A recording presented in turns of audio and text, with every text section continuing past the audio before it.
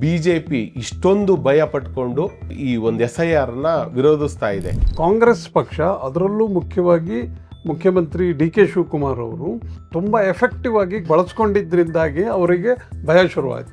ಮುಖ್ಯಮಂತ್ರಿ ಆದ ಬಳಿಕ ಇದರಲ್ಲಿ ಇವತ್ತಿನ ಪ್ರಥಮ ಆದ್ಯತೆಯೇ ನಾವು SIR ಅನ್ನು ಮಾಡುವಂಥದ್ದು. SIR ಅಲ್ಲಿ ನಮ್ಮ ಯಾವ ಒಬ್ಬನೇ ಒಬ್ಬ ಕಾಂಗ್ರೆಸ್ನ ಮತ ಬ್ಯಾಂಕು ಎಲ್ಲೂ ಹೋಗಬಾರದು. ಬಿಜೆಪಿ ಮತ್ತು JDS ಈ ವಿಫಲತೆಯನ್ನು ಅನುಭವಿಸ್ಲಿಕ್ಕೆ ಅವರ ನಾಯಕತ್ವದ ವಿಫಲತೆ ಅಂತ ಭಾವಿಸ್ತೀರಾ? ಪೂರ್ಣ ಪ್ರಮಾಣದಲ್ಲಿ ಇದರೊಳಗೆ ವಿಫಲ ಆಗಿದೆ ಅಂತ ಹೇಳಬೇಕು. ಬಿಜೆಪಿ ಅದನ್ನು ಗ್ರಹಿಸಲಿಲ್ಲ ಅಂತ. ಬಿಜೆಪಿ ವೋಟ್ ಬ್ಯಾಂಕ್ ಅಂತ ಏನು ಕರಿತೀವಿ, ಅವರೇ ಈ ನಿರಾಸಕ್ತಿ ತೋರ್ತಿದ್ದಾರಾ? SIR ಬಗ್ಗೆ ಸರಿಯಾಗಿ ತಿಳುವಳಿಕೆ ಇಲ್ಲದೆ ಇರೋದ್ರಿಂದಾಗಿ ಅಥವಾ ಪರಿಣಾಮ ಏನಾಗುತ್ತೆ ಅನ್ನೋದು ಅವ್ರಿಗೆ ಗೊತ್ತಿಲ್ಲದೆ ಇರೋದ್ರಿಂದಾಗಿ ಅವರು ತಯಾರಿ ಮಾಡ್ಕೊಳ್ಳೋದ್ರಲ್ಲಿ ವಿಫಲ ಆಗಿದ್ರು. ಕಡ್ಡಾಯವಾಗಿ ಈ ಥರ ಪರಿಷ್ಕರಣೆ 10 ವರ್ಷಕ್ಕೊಂದ್ಸಲ ಮಾಡಿದ್ದಿದ್ರೆ ಇಷ್ಟೆಲ್ಲ ಗೊಂದಲಗಳು SIR ಅಲ್ಲಿ ಆಗ್ತಾ ಇರಲಿಲ್ಲ. ಯಾವುದೋ ಒಂದು ಧರ್ಮವನ್ನು ಉದ್ದೇಶ ಇಟ್ಟುಕೊಂಡು ನೀವು ಪರಿಷ್ಕರಣೆಯ ಹೆಸರನ್ನು ಹೇಳಲಿಕ್ಕೆ ಶುರು ಮಾಡಿ ಅವ್ರನ್ನ ಹೆಸರನ್ನು ಡಿಲೀಟ್ ಮಾಡಲಿಕ್ಕೆ ಶುರು ಮಾಡಿದ್ರು. ಆಗ ವಿವಾದ ಶುರುವಾಗಿತ್ತು. ಎಲ್ಲರಿಗೂ ನಮಸ್ಕಾರ. ಪ್ರಜಾವಾಣಿ ಪಾಡ್ಕಾಸ್ಟ್ಗೆ ಸ್ವಾಗತ. ಇವತ್ತಿನ ಚರ್ಚಾ ವಿಷಯ SIR ಬಿಜೆಪಿಗೆ ಏಕೆ ನಡುಕ. ಈ ವಿಷಯ ಕುರಿತು ಚರ್ಚಿಸಲು ನಮ್ಮೊಂದಿಗೆ ಇದ್ದಾರೆ ಪ್ರಜಾವಾಣಿ ಕಾರ್ಯನಿರ್ವಾಹಕ ಸಂಪಾದಕರಾಗಿರ್ತಕ್ಕಂಥ ರವೀಂದ್ರ ಭಟ್ ಸರ್ ಅವರು. ಸ್ವಾಗತ ಸರ್.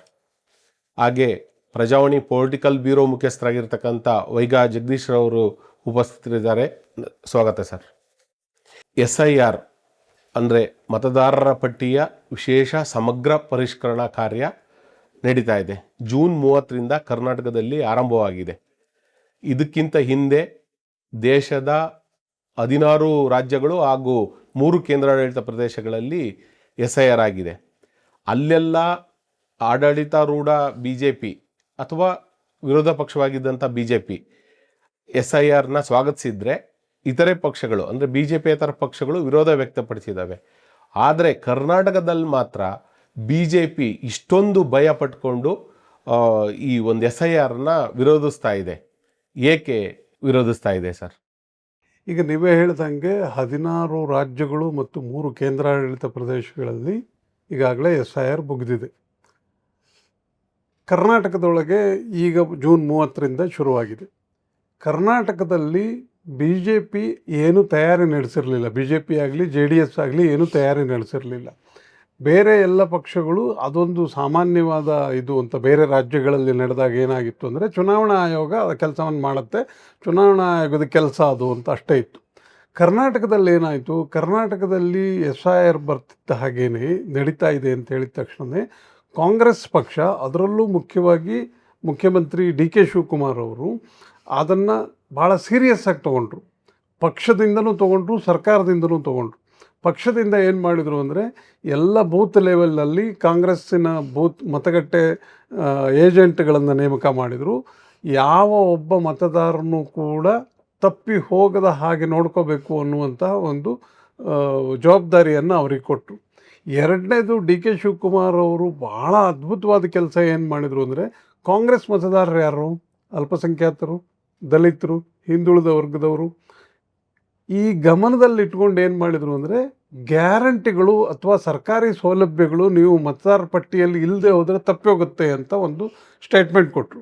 ಸಹಜವಾಗಿ ಏನಾಯಿತು ಅಂದರೆ ಬೇರೆ ಕಡೆ ಎಲ್ಲ ಮನೆ ಮನೆಗೆ BLOಗಳು ಹೋಗೋದನ್ನು ಕಾಯ್ತಾ ಇದ್ದರೆ ಇಲ್ಲಿ ಮತದಾರರೇ ನನ್ನ ಮತದಾರರ ಪಟ್ಟಿಯಲ್ಲಿ ನನ್ನ ಹೆಸರು ತಪ್ಪದೆ ಹೋದ ಹಾಗೆ ನೋಡ್ಕೋಬೇಕಾದ ಜವಾಬ್ದಾರಿ ಮತದಾರರ ಮೇಲೆ ಇದ್ದಿದ್ದರಿಂದ ಅವರೆಲ್ಲರೂ ದೌಡಾಯಿಸಿದರು. ಎಲ್ಲರೂ ತಕ್ಷಣ ಹೋಗಿ ನಮ್ಮ ಮತದಾರರ ಪಟ್ಟಿಯಲ್ಲಿ ನನ್ನ ಹೆಸರು ಇರಬೇಕು ಅಂತ ತೆಗೆದು ಹಾಕದೆ ಹೋದಂಗೆ ಏನು ಮಾಡಬೇಕು ಅಂತ ನೋಡ್ಕೊಳ್ಳೋದಕ್ಕೆ. ಇವೆಲ್ಲವನ್ನು BJP ಆಗಲಿ ಅಥವಾ ಜನತಾದಳ ಆಗಲಿ ನಿರೀಕ್ಷೆ ಮಾಡಿರಲಿಲ್ಲ. ಬೇರೆ ಕಡೆ ಆದಂಗೆ ಅದು ಸಾಮಾನ್ಯವಾಗಿ ನಡೀತದೆ, ಏನೂ ತೊಂದರೆ ಇಲ್ಲ. ನಾವು 28ರಲ್ಲಿ SIR ನಂತರ ಬಂದಂಥ ಮತದಾರರ ಪಟ್ಟಿ ರೀತಿಯಲ್ಲಿ ಅದರ ಆಧಾರದಲ್ಲಿ ಚುನಾವಣೆ ನಡೆದರೆ BJP ಅಧಿಕಾರಕ್ಕೆ ಬರುತ್ತೆ ಅನ್ನುವ ಕಲ್ಪನೆ ಇತ್ತು. ಇದನ್ನು ನೋಡಿ ಜನ ಇಷ್ಟೆಲ್ಲ ಉತ್ಸಾಹ ತೋರೋದು ನೋಡಿಬಿಟ್ಟು ಇವ್ರಿಗೆ ಭಯ ಶುರುವಾಯಿತು. ಇಲ್ಲೇನೋ ಆಗ್ತಾ ಇದೆ, ಯಾರೋ BJP ಅಲ್ಲ ಕಾಂಗ್ರೆಸ್ನವರು ಏನೋ ತಪ್ಪುಗಳನ್ನು ಮಾಡ್ತಾರೆ, ಅಕ್ರಮ ಮಾಡ್ತಾ ಇದ್ದಾರೆ ಅಂತೇಳಿ ಹುಯಿಲೆಬ್ಬಿಸ್ಲಿಕ್ಕೆ ಶುರು ಮಾಡಿದರು. ಚುನಾವಣಾ ಆಯೋಗಕ್ಕೂ ದೂರು ಕೊಟ್ಟರು, ಕೇಂದ್ರ ಚುನಾವಣಾ ಆಯೋಗಕ್ಕೂ ದೂರು ಕೊಟ್ಟರು. ಆದರೆ ಕೇಂದ್ರ ಚುನಾವಣಾ ಆಯೋಗ ಆಗಲಿ ರಾಜ್ಯ ಚುನಾವಣಾ ಆಯೋಗ ಆಗಲಿ ಏನು ಹೇಳಿದೆ, ಸರಿಯಾಗಿ ನಡೀತಾ ಇದೆ SIR ಅನ್ನೋ ಮಾತುಗಳನ್ನು ಹೇಳಿದೆ. ಆ ಕಾರಣಕ್ಕಾಗಿ ಅವರಿಗೆ ನಡಕ ಶುರುವಾಗಿದೆ ಅಂತ ನನಗನ್ಸುತ್ತೆ. ರವೀಂದ್ರ ಭಟ್ ಸರ್ ಮಾತಾಡ್ತಾ ಒಂದು ಮಾತು ಹೇಳಿದರು ಸರ್, ಸರ್ಕಾರದ ಯೋಜನೆಗಳು ಸಿಗಬೇಕು ಅಂತಂದರೆ ಈ ಮತದಾರರ ಪಟ್ಟಿಯಲ್ಲಿ ಕಡ್ಡಾಯವಾಗಿ ಹೆಸರಿರಬೇಕು ಅಂತೇಳಿ ಡಿ ಕೆ ಶಿವಕುಮಾರ್ ಅವರು ಅನೌನ್ಸ್ ಮಾಡಿದ್ದು ತುಂಬ ಪರಿಣಾಮ ಬೀರಿತು ಅಂತೇಳಿ. ಯಾವ ರೀತಿ ಇದು ಪರಿಣಾಮವನ್ನು ಬೀರಿರ್ಬೋದು ಜಗದೀಶ್ ಸರ್? ಅಲ್ಲ, ಒಂದು ರವೀಂದ್ರ ಭಟ್ರು ಹೇಳಿದ ಸ್ವಲ್ಪ ಇನ್ನೊಂಚೂರು ವಿಸ್ತರಿಸಿ ಆ ವಿಷಯಕ್ಕೆ ಬರ್ತೇನೆ ನಾನು.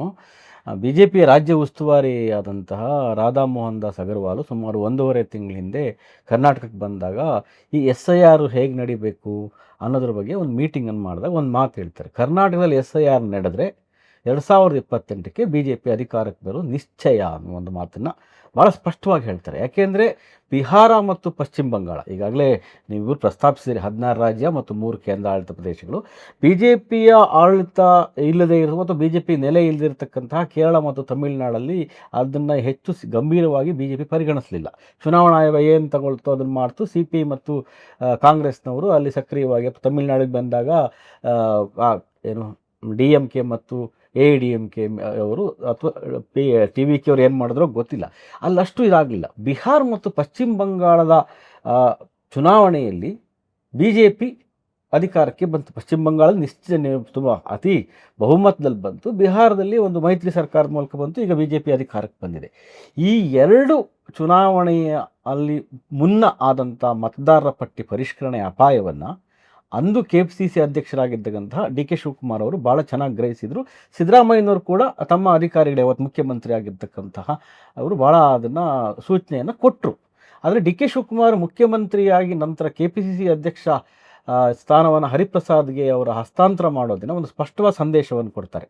ಅವರು KPCC ಅಧ್ಯಕ್ಷ ಸ್ಥಾನವನ್ನು ಬಿಟ್ಟು ಮುಖ್ಯಮಂತ್ರಿ ಆದ ಬಳಿಕ ಇದರಲ್ಲಿ ಇವತ್ತಿನ ಪ್ರಥಮ ಆದ್ಯತೆಯೇ ನಾವು SIR ಅನ್ನು ಮಾಡುವಂಥದ್ದು. SIR ಅಲ್ಲಿ ನಮ್ಮ ಯಾವ ಒಬ್ಬನೇ ಒಬ್ಬ ಅಂದರೆ ಈಗಾಗಲೇ ರವೀಂದ್ರ ಭಟ್ರು ಹೇಳಿದೆ, ಕಾಂಗ್ರೆಸ್ನ ಮತ ಬ್ಯಾಂಕು ಎಲ್ಲೂ ಹೋಗಬಾರದು ಅಂತ.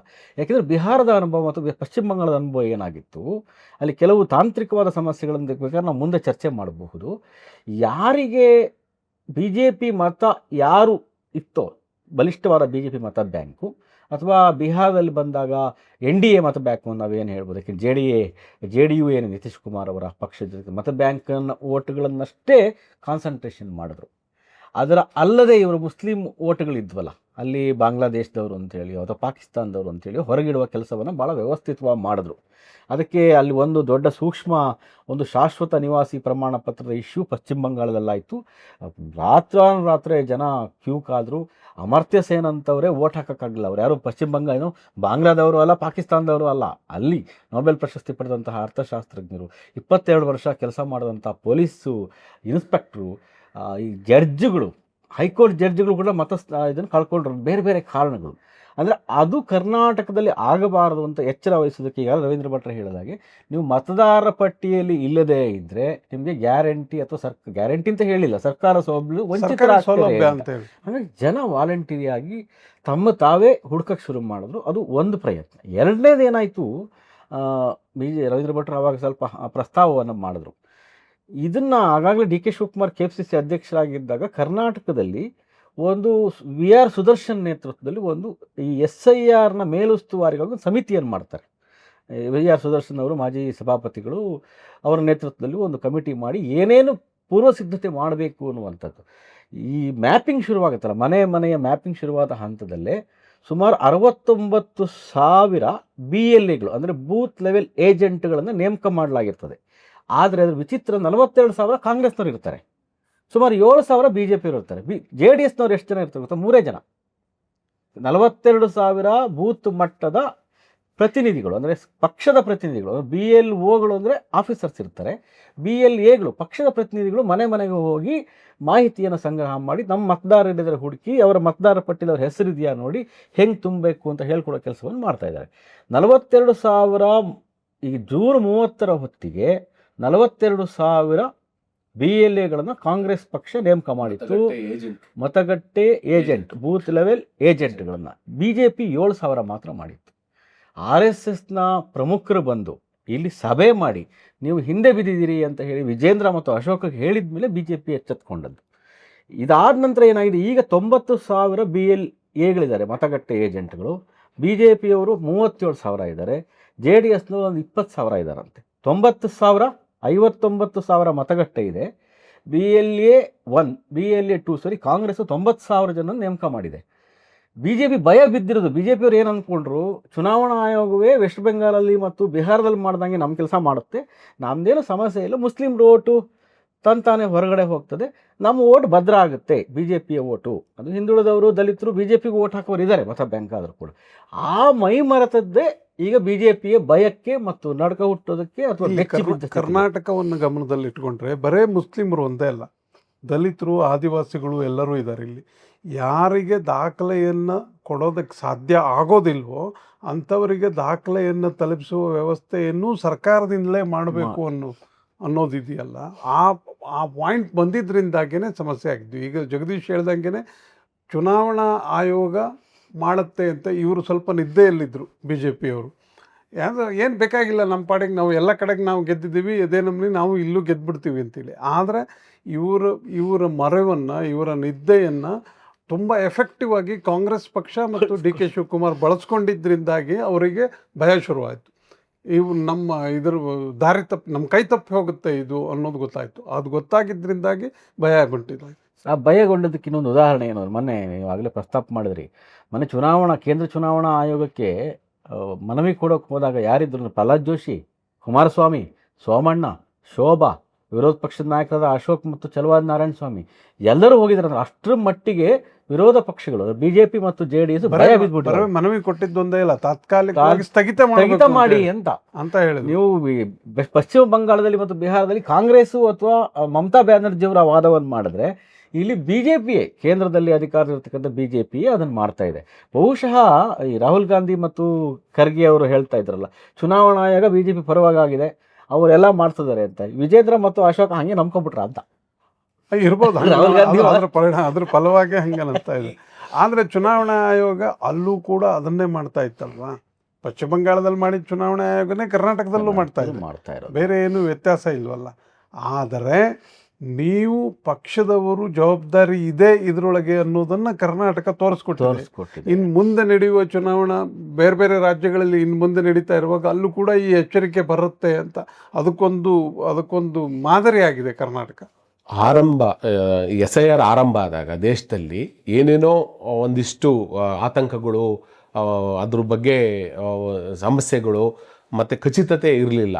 ಆದರೆ ಈ 16 ರಾಜ್ಯಗಳಲ್ಲಿ ಈಗಾಗಲೇ ಮುಗಿದು ಕರ್ನಾಟಕದಲ್ಲಿ ಆರಂಭ ಆಗಿದೆ. ಇಂಥ ಟೈಮಲ್ಲೂ ಇವರು ಎಚ್ಚರಿಕೆಯನ್ನು ವಹಿಸ್ಕೊಳ್ದಲೆ BJP ಮತ್ತು JDS ಈ ವಿಫಲತೆಯನ್ನು ಅನುಭವಿಸ್ಲಿಕ್ಕೆ ಅವರ ನಾಯಕತ್ವದ ವಿಫಲತೆ ಅಂತ ಭಾವಿಸ್ತೀರಾ? ಬರೇ ನಾಯಕತ್ವ ಒಂದೇ ಅಲ್ಲ, ಒಟ್ಟಾರೆ BJಪಿಯ ಪೂರ್ಣ ಪ್ರಮಾಣದಲ್ಲಿ ಇದರೊಳಗೆ ವಿಫಲ ಆಗಿದೆ ಅಂತ ಹೇಳಬೇಕು. BJಪಿ ಅದನ್ನು ಗ್ರಹಿಸಲಿಲ್ಲ ಅಂತ. ಏನು ನಡೀತಾ ಇದೆ, ಏನಾಗತ್ತೆ, ಆಮೇಲೆ DK ಶಿವಕುಮಾರು ಕಾಂಗ್ರೆಸ್ನವರು ಅವ್ರ ಪಕ್ಷದ ಇದರೊಳಗಿದ್ದಾರೆ, ಅಧಿಕಾರ ಹಸ್ತಾಂತರ, ಚೀಫ್ ಮಿನಿಸ್ಟ್ರು ಬದಲಾವಣೆ, ಅವರ ಬಣ ಇದರೊಳಗಿರ್ತಾರೆ, SIR ಅದರ ನಡುವೆ ಮುಗಿದೋಗುತ್ತೆ ಅಂತ ಅಂದ್ಕೊಂಡು. ಹಂಗಾಗಲಿಲ್ಲ ಅವರು. ಆಮೇಲೆ ಈ ನಮ್ಮನೆ ತಂತ್ರ ಮಾಡ್ತಾರೆ ಅವರು ಅನ್ನೋದು ಕೂಡ ಗೊತ್ತಾಗಲಿಲ್ಲ. ಇವರು ಭಾಳ ಮುಖ್ಯವಾಗಿ ಸರ್ಕಾರಿ ಸೌಲಭ್ಯಗಳು ಸಿಗಲ್ಲ ಅನ್ನೋದಿದೆಯಲ್ಲ, ಅದು ಮತದಾರರ ಮೇಲೆ ಬಹಳ ಪರಿಣಾಮವನ್ನು ಬೀರಿದೆ. ಯಾಕೆಂದರೆ ಸೌಲಭ್ಯ ಸಿಗೋದು ಯಾರಿಗೆ? ತುಂಬ ಕೆಳ ಹಂತದಲ್ಲಿರುವ ನಾಗರಿಕರಿಗೆ. ಆ ನಾಗರಿಕರೇ ನಿಜವಾದ ಮತದಾರರು. ಅವ್ರು ಬಂದು ಓಟ್ ಹಾಕ್ತಾರೆ. ದೊಡ್ಡವ್ರು ಯಾರು ಓಟ್ ಹಾಕಲ್ಲ, ಆದರೆ ಓಟ್ ಹಾಕಲ್ಲ ಅಂದರೆ ಓಟ್ ಕಡಿಮೆ ಇದೆ ಅವ್ರದ್ದು, ಆದರೆ ಇವರು ಓಟ್ ಹಾಕೇ ಹಾಕ್ತಾರೆ. ಹಾಗಾಗಿ ಇವರು ಮತದಾರರ ಪಟ್ಟಿಯಲ್ಲಿ ತಮ್ಮ ಹೆಸರು ಇರುವ ಹಾಗೆ ನೋಡಿಕೊಳ್ಳುವ ಜವಾಬ್ದಾರಿಯನ್ನು ಮತದಾರರ ತಲೆ ಮೇಲೆ ಹಾಕಿದ್ದಕ್ಕಾಗಿ ಮತ್ತು ಅದಕ್ಕೆ ಬೇಕಾದ ಸೌಲಭ್ಯಗಳನ್ನು, ಬೇಕಾದ ದಾಖಲೆಗಳನ್ನು ನಾವು ಕೊಡ್ತೀವಿ ಅಂತ ಹೇಳಿದ್ದಕ್ಕಾಗಿ ಸಹಜವಾಗಿ ಜನರಲ್ಲಿ ಜಾಗೃತಿ ಮೂಡಿತು, ಅವ್ರು ಬಂದರು ಅಲ್ಲಿ. ಈಗ ಜೂನ್ 30ರಿಂದ SIR ರಾಜ್ಯದಲ್ಲಿ ಆರಂಭ ಆಗಿದೆ ಸರ್. ಏನೆಲ್ಲ ಬೆಳವಣಿಗೆಗಳಾಗಿದ್ದಾವೆ? BJP ಭಯ ಹುಟ್ಟಿಸ್ಕೊಂಡು ನೀವು ಹೇಳ್ದಂಗೆ ಕೇಂದ್ರ ಸಚಿವರು ಆದಿಯಾಗಿ ಎಲ್ಲರೂ ಹೋಗಿ ಮನವಿಯನ್ನು ಚುನಾವಣಾ ಆಯೋಗಕ್ಕೆ ಮಾಡಿದ್ದಾರೆ. ತಕ್ಷಣಕ್ಕೆ ತಾತ್ಕಾಲಿಕವಾಗಿ ಸ್ಥಗಿತಗೊಳಿಸಿ ನಂತರ ಮಾಡಿ ಅಂತೇಳಿ.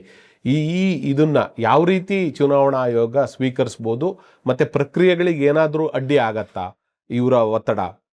ಅಲ್ಲ, ಈಗ ನಿನ್ನೆನೇ ರಾಜ್ಯ ಮುಖ್ಯ ಚುನಾವಣಾಧಿಕಾರಿ ಅನ್ಬು ಕುಮಾರ್ ಅವರು ಭಾಳ ಸ್ಪಷ್ಟವಾಗಿ ಹೇಳಿದ್ದಾರೆ, ಕರ್ನಾಟಕದಲ್ಲಿ ಎಲ್ಲವೂ ಸರಿಯಾಗಿ ನಡೀತಾ ಇದೆ, 29ರ ಒಳಗಡೆ ಪ್ರತಿ ಮನೆಗೂ ಮತದಾರರ ಏನು ಪಟ್ಟಿ ಏನು ನಮೂನೆ ಅರ್ಜಿ ನಮೂನೆಯನ್ನು ಸಲ್ಲಿಸಿ ಅದನ್ನು ವಾಪಸ್ ಪಡೆಯೋದಕ್ಕೆ ಅವಕಾಶ ಇದೆ. ನಾವು ಎಲ್ಲವನ್ನು ಭಾಳ ವ್ಯವಸ್ಥಿತವಾಗಿ ಮಾಡ್ತಾ ಇದ್ದೇವೆ ಅಂತ ಕೇಂದ್ರ ಚುನಾವಣಾ ಆಯೋಗ ಕೂಡ ಅದನ್ನೇ ಹೇಳಿದೆ. ಯಾಕೆಂದರೆ ಕರ್ನಾಟಕದಲ್ಲಿ ಈವರೆಗೆ 5.54 ಕೋಟಿ ಅಂದರೆ 5,54,00,000 ಜನ ಮತದಾರ ಏನಿದ್ದಾರೆ, ಸುಮಾರು 4.57 ಕೋಟಿ ಜನರಿಗೆ ಇವತ್ತಾಗಲೇ ಅರ್ಜಿ ನಮೂನೆಯನ್ನು ಚುನಾವಣಾ ಆಯೋಗ ತಲುಪಿಸಿದೆ. ಈಗಾಗಲೇ ರವೀಂದ್ರ ಭಟ್ ಅವರು ಹೇಳಿದ ಹಾಗೆ ಮತದಾರರ ಜವಾಬ್ದಾರಿ ಕೂಡ ಇದೆ ಇದರಲ್ಲಿ. ನನ್ನ ಓಟ್ ಎಲ್ಲಿದೆ ಅಥವಾ ನಾನು ಉಳಿಸ್ಕೋಬೇಕಾ ಅಂಥೇಳಿ. ಯಾಕೆಂದರೆ ಈ ಟೈಮಲ್ಲಿ ಮತದಾರರ ಪಟ್ಟಿಯ ಹೆಸರು ಬಿಟ್ಟು ಹೋದರೆ ಇದ್ರ 2-3 ಥರದ ಅಪಾಯಗಳಿದೆ. ನೀವು ಸರ್ಕಾರಿ ಸೌಲಭ್ಯಗಳನ್ನು ತಪ್ಪಿಸೋದಲ್ಲ, ನೀವು ಮುಂದೆ SIR ನಂತರ ಬರಬಹುದಾದಂತಹ ಪೌರತ್ವ ಕಾಯ್ದೆಯ ಅಪ್ಲೈ ಆಗುತ್ತಲ್ಲ, ಅದರ ಮೂಲಕ ನೀವು ಪೌರತ್ವ ಕಾಯ್ದೆಯನ್ನು ಕಳ್ಕೊಳ್ಳುವಂತಹ ಅವಕಾಶ ಭಾಳ ಅಪಾಯ ಇದೆ. ಆ ಎಚ್ಚರವನ್ನು ಕೂಡ ಅದು BJP ಇರ್ಬೋದು, ಕಾಂಗ್ರೆಸ್ ಇರ್ಬೋದು, ಜನರ ಮಧ್ಯೆ ಅರಿವು ಮೂಡಿಸೋ ಕೆಲಸವನ್ನು ಮಾಡಬೇಕು. BJP ಇಲ್ಲಿವರೆಗೆ ವಿಫಲ ಆಗಿದೆ. ನಾನಾಗಲೇ ಹೇಳಿದಾಗೆ RSSನ ಪ್ರಮುಖ ನಾಯಕರು ಬಂದು ಸಭೆ ಮಾಡಿದ ಬಳಿಕವೇ ವಿಜೇಂದ್ರ ಮತ್ತು ಅಶೋಕ್ ಅವರು ಎಚ್ಚೆತ್ತು ಸ್ವಲ್ಪ ಸಕ್ರಿಯರಾಗಿ ಈಗೊಂದು 37,000 ಏನು ಮತಗಟ್ಟೆ ಏಜೆಂಟ್ರನ್ನ ನೇಮಕ ಮಾಡಿದ್ದಾರೆ. ಆದರೆ ಅದು ಸಾಕಾಗ್ತಿಲ್ಲ. ಅದು ಯಾಕೆಂದರೆ ಅವರೇನಾಗಿದೆ ಮೈ ಮರೆತುಬಿಟ್ರು, ಹೆಂಗೋ ಮಾಡ್ತಾರೆ ಅಂತ. ಅದು ಆಗಲ್ಲ ಅದು ಅಂತ. ಈ ಪ್ರಕ್ರಿಯೆಗೆ ಯಾವುದು ಸಮಸ್ಯೆ ಆಗಲ್ಲ ಅನಿಸುತ್ತೆ. ಇಲ್ಲಿ ಇನ್ನೊಂದು ಗಮನಿಸಬೇಕು. ಕೇಂದ್ರ ಸರ್ಕಾರ ಕಾಲಕ್ಕೆ ಇಂತಿಂಥ ಡಾಕ್ಯುಮೆಂಟ್ಗಳು ನಿಮ್ಮ ಪೌರತ್ವ ಸಾಬೀತುಪಡಿಸೋದಕ್ಕೆ ಅಲ್ಲ ಅಂತ ಹೇಳ್ತಾ ಇತ್ತು. ಆಧಾರ್ ಅಲ್ಲ, ಪಾಸ್ಪೋರ್ಟ್ ಅಲ್ಲ. ಪಾಸ್ಪೋರ್ಟು ನಿಮ್ಮ ನಾಗರಿಕತ್ವವನ್ನು ಅದಕ್ಕೆ ಬೇಕಾದ ಪ್ರಮಾಣ ಪತ್ರ ಅಲ್ಲ. ಅದು ಬರೀ ಒಂದು ಟ್ರಾವೆಲ್ ಮಾಡೋದಕ್ಕಿರುವಂಥ ಒಂದು ಪ್ರಮಾಣ ಪತ್ರ, ಒಂದು ಇದು ಅಂತ ದಾಖಲೆ ಅಂತ ಹೇಳ್ತಲ್ವ. ಇವೆಲ್ಲವನ್ನು ಪಾಸಿಟಿವ್ ಆಗಿ ತಮ್ಮ ಪಕ್ಷದ ಪರವಾಗಿ ಬಳಸೋದು ಹೇಗೆ ಅಂತ DK ಶಿವಕುಮಾರ್ ತೋರಿಸ್ಕೊಟ್ರು.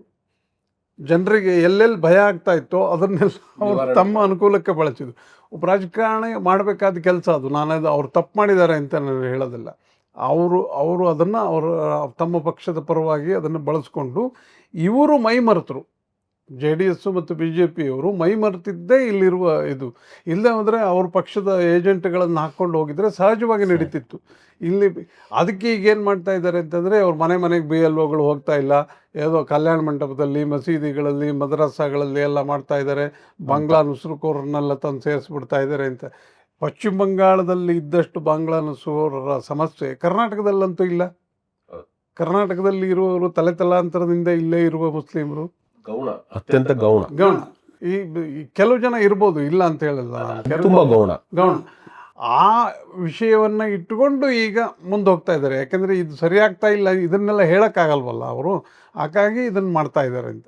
ಸರ್, ಈ ಬೆಳವಣಿಗೆಗಳನ್ನು ಗಮನಿಸಿದರೆ ಕರ್ನಾಟಕದಲ್ಲಿ ಈ ಯೋಜನೆಗಳು ಕೈ ತಪ್ತವೆ ಅನ್ನೋ ಭಯನೋ ಅಥವಾ ಈ ಜಾಗೃತಿ ಮೂಡಿಸಿದ್ರು ಫಲನೋ ಅಥವಾ ಎಲ್ಲ ದಾಖಲೆಗಳನ್ನು ಸರ್ಕಾರನೇ ಒದಗಿಸ್ಕೊಡ್ತೀವಿ ಅಂತ ಕೊಟ್ಟಿದ್ದ ಭರವಸೆನೋ, ಒಟ್ಟಲ್ಲಿ ಸಾಮಾನ್ಯ ಜನರು, ಏನು ದಲಿತರು, ಮುಸ್ಲಿಮರು ಮತ್ತು ಬೇರೆ ಹಿಂದುಳಿದ ವರ್ಗಗಳು, ಆದಿವಾಸಿಗಳು ಎಲ್ಲರೂ ವಾಲಂಟ್ರಿಯಾಗಿ ಬಂದು ತಮ್ಮ ಹಕ್ಕನ್ನು ತಾವು ಉಳಿಸ್ಕೋಬೇಕು ಅಂತೇಳಿ ಚುನಾವಣಾ ಆಯೋಗ, ಸರ್ಕಾರ ಎಲ್ಲದನ್ನೂ ಬಿಟ್ಟಾಕಿ ತಮ್ಮ ಹಕ್ಕನ್ನು ತಾವು ಉಳಿಸ್ಕೋಬೇಕು ಅಂತೇಳಿ ಮುಂದೆ ಬಂದಿದ್ದಾರೆ. ಇದ್ರ ಫಲವಾಗಿ ಸೂಕ್ಷ್ಮವಾಗಿ ಗಮನಿಸಿದರೆ ಇವೆಲ್ಲವೂ ಸಹ ಕಾಂಗ್ರೆಸ್ ವೋಟ್ ಬ್ಯಾಂಕ್ಗಳು ಹೆಚ್ಚಿನ ಸಂಖ್ಯೆಯಲ್ಲಿದ್ದಾವೆ, ಸ್ಥಳ ಸಮುದಾಯಗಳು ಇದೆಲ್ಲ. ಆದರೆ BJP ವೋಟ್ ಬ್ಯಾಂಕ್ ಅಂತ ಏನು ಕರಿತೀವಿ, ಅವರೇ ಈ ನಿರಾಸಕ್ತಿ ತೋರ್ತಿದ್ದಾರೆ ಮತದಾರರ ಪಟ್ಟಿಗೆ ಹೆಸರು ಸೇರ್ಪಡೆ ಮಾಡಲಿಕ್ಕೆ. ಇದು ಏನಾದರೂ BJPಗೆ ದೊಡ್ಡ ಹೊಡೆತ ಕೊಡುತ್ತೆ ಅಂತೇಳಿ ಇಷ್ಟೆಲ್ಲ ಭಯ ಬೀಳಲಿಕ್ಕೆ ಕಾರಣ ಆಗಿದೆಯಾ? ಮತದಾರರು ನನಗನ್ಸಿರುವಾಗೆ ಯಾವ ಮತದಾರರು ಇದನ್ನು ನಿರ್ಲಕ್ಷ್ಯ ಮಾಡ್ತಾ ಇದ್ದಾರೆ ಅಂತ ಅನ್ನಿಸ್ತಾ ಇಲ್ಲ. ನಿರ್ಲಕ್ಷ್ಯ ಮಾಡ್ತಾ ಇರೋರು ನಾಯಕರು, ರಾಜಕೀಯ ಪಕ್ಷ ನಿರ್ಲಕ್ಷ್ಯ ಮಾಡಿದ್ದು, ಮತದಾರರಲ್ಲ. ಮತದಾರರಿಗೆ ಈಗ ಜಗದೀಶ್ ಹೇಳ್ದಂಗೆ ಎಲ್ಲರ ತಲೆ ಒಳಗೆ ಏನು ಗುಂತಿದೆ ಅಂತಾರೆ, SIR ಆದಮೇಲೆ ನಂತರ ಬರುವ ಮತದಾರರ ಚೀಟಿ ಇದೆಯಲ್ಲ, ಅದು ಭಾಳ ಪ್ರಮುಖವಾಗ್ತದೆ. ನೀವು ಆ ಕಾರ್ಡ್ ಏನು ಬರುತ್ತೆ ನಿಮಗೆ, ಅದು ಭಾಳ ಪ್ರಮುಖವಾದ್ದು. ಈ ದೇಶದ ಮತದಾರ, ಈ ದೇಶದ ಪ್ರಜೆ ಅನ್ನೋದನ್ನು ಪ್ರೂವ್ ಮಾಡೋಕ್ಕಿರುವ ಏಕೈಕ ಆಧಾರ ಅದು ಆಗಬಹುದು ಅನ್ನುವ ಕಾರಣಕ್ಕಾಗಿ ಜನಕ್ಕೆ ಗೊತ್ತಿದೆ. ನಾವು ದೊಡ್ಡವರು, ಚಿಕ್ಕವರು, ಮೇಲ್ಜಾತಿಯವರು, ಕೆಳಜಾತಿಯವರು, ಆದಿವಾಸಿಗಳು ಎಲ್ಲರೂ ಅದರೊಳಗಿದ್ದಾರೆ. ಸಮಸ್ಯೆ ಇರೋದೇನು ಅಂತಂದರೆ, ಜನ BJP ನಾಯಕರಾಗಲಿ JDS ನಾಯಕರಾಗಲಿ SIR ಬಗ್ಗೆ ಸರಿಯಾಗಿ ತಿಳುವಳಿಕೆ ಇಲ್ಲದೆ ಇರೋದರಿಂದಾಗಿ ಅಥವಾ ಪರಿಣಾಮ ಏನಾಗುತ್ತೆ ಅನ್ನೋದು ಅವ್ರಿಗೆ ಗೊತ್ತಿಲ್ಲದೆ ಇರೋದ್ರಿಂದಾಗಿ ಅವರು ತಯಾರಿ ಮಾಡ್ಕೊಳ್ಳೋದ್ರಲ್ಲಿ ವಿಫಲ ಆಗಿದ್ದರು. ಇದು ಮತದಾರರ ಸಮಸ್ಯೆ ಅಲ್ಲ, ಮತದಾರರು ಏನೂ ಮಾಡಲಿಲ್ಲ, ಮತದಾರರಿಗೆ ಬೇಕು, ನನ್ನ ಹಕ್ಕನ್ನು ನಾನು ಉಳಿಸ್ಕೋಬೇಕು ಅಂತ ಎಲ್ಲ ಮತದಾರರಿಗಿದೆ. ಅವ್ರು ಮಾಡ್ತಾ ಇದ್ದಾರೆ. ಎಲ್ಲಿ BLOಗಳು ಬರದೇ ಹೋದರೆ ಇವರೇ ಹೋಗಿ ಹುಡ್ಕೊಂಡು ಹೋಗ್ತಾ ಇದ್ದಾರೆ ಅವ್ರು. ಎಲ್ಲಿದ್ದಾರೆ ಅಂತ. ಹಾಂ, ಗಲ್ಲಿ ಗಲ್ಲಿ ಯಾಕೆಂದರೆ ಇದುವರೆಗೆ ನಡೆದಂಥ ಇದರಲ್ಲಿ ಸಮೀಕ್ಷೆಯಲ್ಲಿ 5 ಚಿಲ್ಲರೆ ಕೋಟಿ ಮತದಾರರು ಮತದಾನದ ಹಕ್ಕಿನಿಂದ ವಂಚಿತರಾಗಿದ್ದಾರೆ ಅಂತ ಒಟ್ಟಾರೆಯಾಗಿ ಟೋಟಲ್ ಇದುವರೆಗೆ ನಡೆದಂಥ 16 ರಾಜ್ಯಗಳು 3 ಕೇಂದ್ರಾಡಳಿತ ಪ್ರದೇಶಗಳು ಆ ಆಧಾರದ ಮೇಲೆ ಈ ಥರದ್ದು ಅಂದರೆ ಜಾಗೃತಿ ಮೂಡಿಸ್ತೇ ಇರೋದು. ಈಗ ನಮಗೆ ಗೊತ್ತಿರಲಿಲ್ಲ. ಈಗ ನಾವು ವರದಿಗಳನ್ನು ನೋಡಿದ್ವಿ. ಪಶ್ಚಿಮ ಬಂಗಾಳದಲ್ಲಿ 90 ಲಕ್ಷ ಜನ ಹೊರಗಡೆ ಹೋದರು, ಪಂಜಾಬಲ್ಲಿ ಎಷ್ಟು ಜನ ಹೋದರು, ಬಿಹಾರದಲ್ಲಿ ಎಷ್ಟು ಜನ ಹೋದರು ಅಂತ ಇದು ಮಾಡ್ತಾ ಇದ್ವಿ. ನಾವು ಈಗ ಮತದಾರರ ಪಟ್ಟಿ ಪರಿಷ್ಕರಣೆ ಒಳಗಾಗಿದ್ದರಿಂದ ನಾವು ಕೂಡ ಒಳಗಾಗಿರೋದ್ರಿಂದ ಒಬ್ಬೊಬ್ಬನ ಹೆಸರು 3-4 ಬಾರಿ ಇದೆ ಮತದಾರರ ಪಟ್ಟಿಯಲ್ಲಿ. ಉದಾಹರಣೆಗೆ ನನ್ನ ಹೆಸರು ಮತದಾರರ ಪಟ್ಟಿಯಲ್ಲಿ 3 ಥರ ಇದೆ, 3 ಬೇರೆ ಬೇರೆ ನಂಬರ್ಗಳಿದ್ದಾವೆ. ಅಂದ್ರೆ ಅದನ್ನೆಲ್ಲ ಪರಿಗಣಿಸಿ ತಾನೇ ನೀವು BLOಗಳು ಫಾರಂ ತಂದಾಗ ಗೊತ್ತಾಗಿದೆ, ಫಾರಂ ತಂದು ಕೊಟ್ಟಾಗ ಪಟ್ಟಿ ಗೊತ್ತಾಗಿದೆ, ಪಟ್ಟಿ ತಂದು ನೋಡಿದಾಗ ಗೊತ್ತಾಗಿದೆ ಇದು ಹೀಗಿದೆ ಅಂತೇಳಿ. ಅವೆಲ್ಲ ಡಿಲೀಟ್ ಮಾಡಿದರೆ ಈಗ 5.5 ಕೋಟಿ ಒಳಗೆ 5.5 ಕೋಟಿ ಜನನೇ ಇರಬೇಕು ಅಂತ ಇಲ್ಲ. ಈ 2 ರವೀಂದ್ರ ಭಟ್ರು ಹೊರಗೆ ಹೋದ್ರು, 2 ಜನ ರವೀಂದ್ರ ಭಟ್ರು ಹೊರಗಡೆ ಹೋಗ್ತಾರಲ್ಲ. ಇನ್ನೊಂದು ಏನಾಗಿದೆ ಅಂತಂದರೆ, ನಿನ್ನೆ ಮುಖ್ಯ ಚುನಾವಣಾಧಿಕಾರಿಯವರು ಪತ್ರಿಕಾಗೋಷ್ಠಿ ಮಾಡುವಾಗ ಒಂದು ಮಾತು ಹೇಳಿದ್ದಾರೆ. ಯಾರೇ ಅರ್ಜಿ ನಮೂನೆಯನ್ನು ತೆಗೆದುಕೊಂಡವರು BLOಗಳಿಂದ ವಾಪಸ್ ಕೊಡದೇ ಇದ್ದರೆ ನೀವು ಮತದಾರರ ಪಟ್ಟಿಯಿಂದ ಪರ್ಮನೆಂಟಾಗಿ ನಮ್ಮನ್ನು ತೆಗೆದಾಕ್ತೀವಿ ಅಂತ. ಅದು ಒಂದು ಭಾಳ ಆತಂಕದ ಸಂಗತಿ. ಯಾಕೆ ಅಂತಂದರೆ, ಈಗಾಗಲೇ ರವೀಂದ್ರ ಭಟ್ರು ಹೇಳಿದಾಗೆ ಪೌರತ್ವ ಸಿಗಬೇಕು ಅಂತಂದರೆ ಮತದಾರರ ಪಟ್ಟಿಯಲ್ಲಿ ಇರಬೇಕು. SIR ಪ್ರಕ್ರಿಯೆಯ ನಂತರ ಯಾರ್ಯಾರು ಮತದಾರರ ಪಟ್ಟಿಯಲ್ಲಿಲ್ಲವೋ ಅವರು ಪೌರತ್ವ ಸಾಬೀತುಪಡಿಸಬೇಕಾದಂಥ ಅನಿವಾರ್ಯತೆ ಬರುತ್ತೆ. ಆದರೆ ಹಿಂದೂಗಳಿಗೆ, ಮುಸ್ಲಿಮರಿಗೆ, ಕ್ರೈಸ್ತರಿಗೆ, ಪಾರ್ಸಿಗಳಿಗೆ, ಜೈನರಿಗೆ, ಬೌದ್ಧರಿಗೆ ಸಮಸ್ಯೆ ಆಗೋದಿಲ್ಲ. ಸಮಸ್ಯೆ ಆಗೋದು ಮುಸ್ಲಿಮರು ಮಾತ್ರ ತಮ್ಮ ಪೌರತ್ವವನ್ನು, ಸಿಂಧುತ್ವವನ್ನು ಸಾಬೀತುಪಡಿಸಬೇಕು, ಇಲ್ಲ ಹೊರಗಡೆ ಹೋಗಬೇಕಾಗತ್ತೆ. ಹಿಂದೆ ನಿಮಗೆ ಗೊತ್ತಿದೆ CAA ಮತ್ತು NRC ಮಾಡಲಿಕ್ಕೆ ಹೊರಟರು. ಆ ಟೈಮಲ್ಲಿ ಇಡೀ ದೇಶಾದ್ಯಂತ, ಕರ್ನಾಟಕದಲ್ಲೂ ಕೂಡ ದೊಡ್ಡ ವಿರೋಧ ಆಯಿತು. ಈ CAA ತರಕ್ಕೆ ಆಗ್ತಾ ಇಲ್ಲ. ಆದರೆ SIR ರೂಪದಲ್ಲಿ CAAಯನ್ನು ಒಂದು ಅರ್ಥದಲ್ಲಿ ಜಾರಿಗೊಳಿಸ್ತಾ ಇದ್ದಾರೆ. ಅದು ಕೂಡ ಕಾಂಗ್ರೆಸ್ ಸರ್ಕಾರ ರಾಜ್ಯದಲ್ಲಿತ್ತು. ಕಾಂಗ್ರೆಸ್ ಸರ್ಕಾರ ಮತ್ತು ಕಾಂಗ್ರೆಸ್ ಅದು ಸ್ಪಷ್ಟವಾಗಿ ಅರ್ತಿದೆ. ಇದಕ್ಕೆ ಒಂದು ಪೂರಕವಾದ ಒಂದು ಅಂಶ ಹೇಳ್ಬೋದು. ಪಶ್ಚಿಮ ಬಂಗಾಳದಲ್ಲಿ ಸಮಸ್ಯೆ ಆಗಿದ್ದು ಯಾಕೆ ಅಂದರೆ, ನೀವು ಮತದಾರರ ಪಟ್ಟಿಯಲ್ಲಿ ಈಗ ನಮ್ಗೆ ಏನಾಗಿದೆ ಕರ್ನಾಟಕದಲ್ಲಿ 2002ರಲ್ಲಿ ನಡೆದ ಸಮಗ್ರ ವಿಶೇಷ ಪರಿಷ್ಕರಣೆಯಲ್ಲಿ ಮತ್ತು ಈಗ ಅವತ್ತು ನಿಮ್ಮ ಹೆಸರಿರಬೇಕು ಮತದಾರರ ಪಟ್ಟಿಯಲ್ಲಿ, ಅಥವಾ ನಿಮ್ಮ ತಂದೆ ಅಥವಾ ನಿಮ್ಮ ಸಂಬಂಧಿ ಹೆಸರಿದ್ದನ್ನು ಅದು ಲಿಂಕ್ ಮಾಡ್ತಾರೆ. ಅವೆರಡೂ ಸರಿ ಇದ್ರೆ, ಈಗ ನನ್ನ ಹೆಸರು ಜಗದೀಶ ಅಂತಿದೆ, ಜಗದೀಶ ಏನೇನೋ ಒಂದು ಈಗಾಗಲೇ ರವೀಂದ್ರ ಭಟ್ರು ತಮ್ಮ 3 ಹೆಸರು ಹೇಳಿದಾಗೆ 2002 ಮತ್ತು ಈಗ 25ರಲ್ಲಿ ನಾನು ಏನು ಮತ ಹಾಕಿದೆ ಅಥವಾ 24ರ ಲೋಕಸಭಾ ಚುನಾವಣೆಯಲ್ಲಿ ಮತ ಹಾಕಿದೆ, ಅವೆರಡು ಹೊಂದಿಕೆ ಆಗಬೇಕು. ಹೊಂದಿಕೆ ಆಗದೇ ಇದ್ದರೆ ನೀವು ಕೆಲವು ದಾಖಲೆಗಳನ್ನು ಸಲ್ಲಿಸಬೇಕಾಗುತ್ತೆ. ಒಂದು ಪಾಸ್ಪೋರ್ಟನ್ನು ಸಲ್ಲಿಸಬೇಕು, ಇಲ್ಲ ಆಧಾರ್ ಕಾರ್ಡ್ ಸಲ್ಲಿಸಬೇಕು. ಕೆಲವರಿಗೆ ಈಗಾಗಲೇ ಹೇಳಿದ ಹಾಗೆ ಯಾವ ದಾಖಲೆಗಳು ಇರೋದಿಲ್ಲ ಅಂತ ಅಂದ್ಕೊಳ್ಳಿ, ಅವರಿಗೆ ಶಾಶ್ವತ ನಿವಾಸಿ ಪ್ರಮಾಣ ಪತ್ರ PRCಯನ್ನು ಕೊಡೋದಕ್ಕೆ ಒಂದು ಅವಕಾಶ ಇದೆ. ಪಶ್ಚಿಮ ಬಂಗಾಳದಲ್ಲಿ ದೊಡ್ಡ ಸಮಸ್ಯೆ ಆಗಿದ್ದೇನು ಅಂದರೆ, ಅಲ್ಲಿಯ ಕಾನೂನಲ್ಲಿ ಜಿಲ್ಲಾಧಿಕಾರಿಗಳು ಅಂದರೆ ಡಿಸ್ಟ್ರಿಕ್ಟ್ ಮ್ಯಾಜಿಸ್ಟ್ರೇಟು ಶಾಶ್ವತ ನಿವಾಸಿ ಪ್ರಮಾಣ ಪತ್ರವನ್ನು ಮಾತ್ರ ಕೊಡಬಹುದು ಅಂತ ಒಂದು ಕಾಯ್ದೆಯನ್ನು ಮಾಡಿಕೊಂಡಿದ್ರು. SIR ಶುರುವಾಗ್ತಿದ್ದಂಗೆ ಏನು ಮಾಡಿದ್ರು, ಮಮತಾ ಬ್ಯಾನರ್ಜಿಯವರು ಅಲ್ಲಿ ಬಾಂಗ್ಲಾದವ್ರು ಜಾಸ್ತಿ ಇದೆ ಅಂತ BJP ಆಪಾದನೆ ಮಾಡ್ತಾರಲ್ಲ, ಯಾರಿಗೆ ಈ ಥರದ ದಾಖಲೆಗಳಿಲ್ವೋ ಶಾಶ್ವತ ನಿವಾಸಿ ಪ್ರಮಾಣ ಪತ್ರವನ್ನು ತಹಶೀಲ್ದಾರ್ ಕೊಡ್ಬೋದು ಅಂತ ಒಂದು ಸರ್ಕಾರಿ ಆದೇಶವನ್ನು ಹೊರಡಿಸಿದರು. ಅದನ್ನು ಅಲ್ಲಿಯ ಮುಖ್ಯ ಚುನಾವಣಾಧಿಕಾರಿ ಜ್ಞಾನೇಶ್ ಕುಮಾರ್ ಅವರಿಗೆ ಪತ್ರ ಬರೀತಾರೆ, ಕೇಂದ್ರ ಚುನಾವಣಾ ಮುಖ್ಯ ಆಯುಕ್ತರಿಗೆ. ಅವರು, ನೀವು ಅಲ್ಲಿಯ ಕಾನೂನು ಏನು ಹೇಳುತ್ತೆ, ಜಿಲ್ಲಾಧಿಕಾರಿಗಳು ಶಾಶ್ವತ ನಿವಾಸಿ ಪ್ರಮಾಣ ಪತ್ರ ಕೊಡಬೇಕು, ಅವ್ರು ಕೊಟ್ಟರೆ ಮಾತ್ರ ನೀವು ಸಿಂಧು ಆಗ್ತದೆ, ತಹಶೀಲ್ದಾರ್ ಕೊಟ್ಟರೆ ಸಿಂಧು ಆಗೋದಿಲ್ಲ ಅಂತ. ಇದನ್ನು ಪ್ರಶ್ನೆ ಮಾಡಿ ಮತ್ತೆ TMCಯ ಸರ್ಕಾರ ಸುಪ್ರೀಂ ಕೋರ್ಟಿಗೆ ಹೋಗುತ್ತೆ. ಸುಪ್ರೀಂ ಕೋರ್ಟ್ ಕೂಡ ಹೇಳುತ್ತೆ, ಅಂದರೆ ಜಿಲ್ಲಾ ಮ್ಯಾಜಿಸ್ಟ್ರೇಟ್ ಕೊಟ್ಟಂತಹ ಇದನ್ನು ಅಂಗೀಕರಿಸಿ, ತಹಶೀಲ್ದಾರ್ ಕೊಟ್ಟಿದ್ದು ಅಂಗೀಕರಿಸಕ್ಕಲ್ಲ, ಆ ನೆಲದ ಕಾನೂನು ಏನು ಹೇಳುತ್ತೆ ಅದನ್ನು ಪಾಲನೆ ಮಾಡಿ. ನೀವು ಪಶ್ಚಿಮ ಬಂಗಾಳದಲ್ಲಿ SIR ನಡೆಯುವಾಗ ನೀವು ಗಮನಿಸಿರ್ಬೇಕು ಅನಿಸುತ್ತೆ, ರಾತ್ರಿ 2 ಗಂಟೆ 3 ಗಂಟೆ ಕ್ಯೂ ನಿಲ್ತಾ ಇದ್ರು, ಯಾಕೆಂದರೆ ಪ್ರಮಾಣ ಪತ್ರ ಪಡೆಯೋದಕ್ಕೆ. ಪ್ರಮಾಣ ಪತ್ರ ಇಲ್ಲದಿದ್ದವರು. ಕಾಂಗ್ರೆಸ್ ಸರ್ಕಾರ ಏನು ಮಾಡ್ತು, ಇಲ್ಲಿ ಈಗ DK ಶಿವಕುಮಾರ್ ಮುಖ್ಯಮಂತ್ರಿ ಆದ ಬಳಿಕ ಒಂದು ಫಸ್ಟ್ ಆದೇಶವನ್ನು ನೋಡಿದ್ರು, PDO ಕೊಡಬಹುದು ಅಂತ, PDO ಶಾಶ್ವತ ನಿವಾಸಿ ಪ್ರಮಾಣ ಪತ್ರ ಕೊಡ್ಬೋದು ಅಂತ. ಆದರೆ ಕೇಂದ್ರದಲ್ಲಿ ಇದು ಪಶ್ಚಿಮ ಬಂಗಾಳದ ಸಮಸ್ಯೆ ಸೃಷ್ಟಿಯಾಗುತ್ತೆ ಅಂತ ಗೊತ್ತಾದ ತಕ್ಷಣಕ್ಕೆ ಪಶ್ಚಿಮ ಬಂಗಾಳದಲ್ಲಿ ಏನಿತ್ತು, ಕರ್ನಾಟಕದಿಂದ ತಹಶೀಲ್ದಾರ್ ಮತ್ತು ಉಪ ತಹಶೀಲ್ದಾರ್ ಕೊಡ್ಬೋದು ಅಂತ ಇದೆ, ಇವರು PDO ಕೊಟ್ಬಿಟ್ರು. ಇದು ಮತ್ತೆ ಸಂಘರ್ಷಕ್ಕೆ ಕಾರಣ ಆಗುತ್ತೆ ಅಂತ ಹೇಳಿ ವಿಡ್ರಾ ಮಾಡಿ ತಹಶೀಲ್ದಾರರು ಮತ್ತು ಉಪ ತಹಶೀಲ್ದಾರರು ಶಾಶ್ವತ ನಿವಾಸಿ ಪ್ರಮಾಣ ಪತ್ರ ಕೊಡ್ಬೋದು ಅಂತ ಒಂದು ವಿಸ್ತೃತವಾದ ಆದೇಶವನ್ನು ಹೊರಡಿಸಿದ್ರು. ಈಗ ಇಲ್ಲಿ ನೀವು ಪಾಸ್ಪೋರ್ಟು ಆಧಾರು ಇಲ್ಲದೇ ಇದ್ದರೂ ಕೂಡ ಶಾಶ್ವತ ನಿವಾಸಿ ಪ್ರಮಾಣ ಪತ್ರವನ್ನು ತಹಶೀಲ್ದಾರ್ಗೆ ಕೊಡೋದಕ್ಕೆ ಸೂಚನೆ ಕೊಟ್ಟು ಈಗ 29ರೊಳಗೆ ಕೊಡಬೇಕಲ್ವಾ, ಇದು ಈಗ ಬರಲ್ಲ. 29ರೊಳಗೆ ನೀವು ಅರ್ಜಿ ನಮೂನೆಯನ್ನು ತುಂಬಿಕೊಡ್ಬೇಕು. ನಿಮಗೆ 2002ರಲ್ಲಿ ಮತ ಹಾಕಿದ ದಾಖಲೆಗಳು ಮತ್ತು ಸೂಕ್ತ ದಾಖಲೆಗಳು ಇಲ್ಲದೇ ಇದ್ದರೆ ನೀವು ಪ್ರಮಾಣ ಪತ್ರ ಕೊಡಿಸುವ ಕೆಲಸವನ್ನು ಸರ್ಕಾರ, ಈಗಾಗಲೇ ರವೀಂದ್ರ ಭಟ್ರು ಹೇಳಿದಾಗೆ ಕಾಂಗ್ರೆಸ್ ಸರ್ಕಾರ ಇದನ್ನು ಭಾಳ ಗಂಭೀರವಾಗಿ ತೆಗೆದುಕೊಂಡದ್ದು. ಯಾಕೆ ಪಶ್ಚಿಮ ಬಂಗಾಳದ ತಪ್ಪುಗಳು ಇಲ್ಲಿ ಆಗಬಾರ್ದು ಅಂತ. ಯಾಕೆ ಯೋಗೇಂದ್ರ ಯಾದವ್ ಥರದವರು ನಿರಂತರವಾಗಿ ಈ ಕೆಲಸವನ್ನು ಮಾಡಿದ್ರು. ಪಶ್ಚಿಮ ಬಂಗಾಳದ ಏನು ಸಮಸ್ಯೆ ಆಗಿದೆ ಅಲ್ಲೇ ವಿಫಲತೆನ ಇವರು ಅದನ್ನ ತಪ್ಪುಗಳು ಸರಿಪಡಿಸ್ಕೊಂಡು ಮಾಡಕ್ಕೆ ಹೋದ್ರು. ಯಾಕೆಂದರೆ SIR ಅನ್ನು ವಿರೋಧ ಮಾಡೋಕ್ಕಾಗಲ್ಲ. SIR ಪ್ರಕ್ರಿಯೆಯನ್ನು ಏನಿದೆ ಅದನ್ನು ಸರಿಯಾಗಿ ಪಾಲಿಸಲೇಬೇಕು. ಅದು ಮತ್ತು SIRಗೆ ಯಾರು ವಿರೋಧನೂ ಮಾಡ್ತಾ ಇಲ್ಲ. ಮತದಾರರ ಪಟ್ಟಿ ಪರಿಷ್ಕರಣೆ ಆಗಬೇಕದ್ದು ಕಾಲಕ್ಕೆ ಪರಿಷ್ಕರಣೆ ಆಗಬೇಕಾದ ಸರಿ. ಸಮಸ್ಯೆ ಏನಾಗಿತ್ತು, ಕೈ ಬಿಡ್ತಾರೆ ಕೆಲವ್ರನ್ನ ಅನ್ನೋದಿತ್ತಲ್ಲ. ಆ ಕೈ ಬಿಡೋದಕ್ಕೆ ಇವರು ಬೇರೆ ಬೇರೆ ವಿಧಾನಗಳನ್ನು ಬಳಸ್ತಿದ್ರಲ್ವ, ಅದು ಪಶ್ಚಿಮ ಬಂಗಾಳದಲ್ಲಿ ಒಂದು ಪಾಠ ಆಯಿತು. ಪಶ್ಚಿಮ ಬಂಗಾಳದ ಸರ್ಕಾರ ಏನೆಲ್ಲ ತಪ್ಪು ಮಾಡಿತ್ತೋ ಆ ತಪ್ಪುಗಳನ್ನು ನಾವು ಮಾಡಬಾರ್ದು ಅಂತ ಇವರು ಎಚ್ಚರಿಕೆಗೊಂಡು ಅದಕ್ಕೆ ತಕ್ಕನಾದ ಸೂಕ್ತವಾದ ವ್ಯವಸ್ಥೆಯನ್ನು ಇವರು ಮಾಡಿಕೊಂಡ್ರು. ಸರ್, 2002ರಲ್ಲಿ ಚುನಾವಣಾ ಆಯೋಗ ಮತದಾರರ ಪಟ್ಟಿ ಸಮಗ್ರ ವಿಶೇಷ ಪರಿಷ್ಕರಣೆ ಮಾಡಿದ್ದು ಕೊನೆ 24 ವರ್ಷಗಳ ನಂತರ ಮಾಡ್ತಿದ್ದಾರೆ. ಇದನ್ನ 5 ವರ್ಷಕ್ಕೊಂದ್ಸಲ ಕಡ್ಡಾಯವಾಗಿ ಈ ಥರ ಪರಿಷ್ಕರಣೆ 10 ವರ್ಷಕ್ಕೊಂದ್ಸಲ ಮಾಡಿದ್ದಿದ್ರೆ ಇಷ್ಟೆಲ್ಲ ಗೊಂದಲಗಳು SIR ಅಲ್ಲಿ ಆಗ್ತಾ ಇರಲಿಲ್ಲ. ಯಾಕೆ ಇಷ್ಟು 24 ವರ್ಷ ತಡ ಪರಿಷ್ಕರಣೆ? ಈಗ 2002ರಲ್ಲಿ ನಡೆದ ಪರಿಷ್ಕರಣೆಯಲ್ಲಿ ಏನು ಸಮಸ್ಯೆನೇ ಇರಲಿಲ್ವಲ್ಲ. ಏನು ಸಮಸ್ಯೆ ಇತ್ತು ಅವಾಗ? ಯಾವಾಗ ಈ ಪರಿಷ್ಕರಣೆಗೆ ರಾಜಕೀಯ ಎಂಟ್ರಾಯಿತೋ ಅಥವಾ ಯಾವುದೋ ಒಂದು ಸಮುದಾಯವನ್ನು, ಯಾವುದೋ ಒಂದು ಧರ್ಮವನ್ನು ಉದ್ದೇಶ ಇಟ್ಟುಕೊಂಡು ನೀವು ಪರಿಷ್ಕರಣೆಯ ಹೆಸರನ್ನು ಹೇಳಲಿಕ್ಕೆ ಶುರು ಮಾಡಿ ಅವ್ರನ್ನ ಹೆಸರನ್ನ ಡಿಲೀಟ್ ಮಾಡಲಿಕ್ಕೆ ಶುರು ಮಾಡಿದ್ರು, ಆಗ ವಿವಾದ ಶುರುವಾಗಿತ್ತು. 2002ರಲ್ಲಿ ಏನೂ ಆಗಿರಲಿಲ್ಲ. ಯಾರಿಗೆ ಗೊತ್ತಿತ್ತು? ತನ್ನ ಪಾಡಿಗೆ ತಾನು ನಡ್ಕೊಂಡು ಹೋಗಿತ್ತದು, ಏನು ಸಮಸ್ಯೆ ಆಗಿರಲಿಲ್ಲ. ಈಗ ಇದು ವಿಶೇಷ ಪರಿಷ್ಕರಣೆ ಅಂತ ಹೇಳಿ ಇದಕ್ಕೆ ಬೇರೆ ಬೇರೆ ಇಂತಿಂಥ ಕಾನೂನುಗಳನ್ನು ಇದು ಮಾಡಿ, ಮತದಾರರ ಪಟ್ಟಿಯಲ್ಲಿರೋದು ಯಾರೋ ನುಸುಳುಕೋರರು, ವಿದೇಶಿಗರು, ನಮ್ಮ ದೇಶದವರಲ್ಲದವರು, ನಮ್ಮ ಪ್ರಜೆ ಅಲ್ಲದವರು, ಅವರೆಲ್ಲ ಸೇರಿಕೊಂಡಿದ್ರೆ ಅದನ್ನು ತೆಗಿಬೇಕಾಗಿತ್ತು. ಸರಿ, ಅದರೊಳಗೆ ಏನು ತಪ್ಪಿಲ್ಲ. ಅದು ನಮ್ಮ ದೇಶದಲ್ಲಿಯೇ ಹುಟ್ಟಿ ಇಲ್ಲೇ ಬೆಳೆದವರು, ಇಲ್ಲಿಯೇ ಇದು ಮಾಡಿದವ್ರನ್ನ ಉಳಿಸ್ಕೋಬೇಕು ನಾವು, ನಮ್ಮ ದೇಶದ ಪ್ರಜೆ. ಅದಕ್ಕೆ ಬೇಕಾದ ಅವ್ರ ಹತ್ರ ದಾಖಲೆ ಇಲ್ಲದೆ ಹೋದರೆ ಅದನ್ನು ಒದಗಿಸಿಕೊಡುವ ಕೆಲಸವನ್ನು ಸರ್ಕಾರ ಮಾಡಬೇಕಾಗಿತ್ತು. ಪಶ್ಚಿಮ ಬಂಗಾಳ ಅದನ್ನ ಮಾಡಲಿಲ್ಲ, ಕರ್ನಾಟಕ ಅದನ್ನ ಮಾಡ್ತಾ ಇದೆ.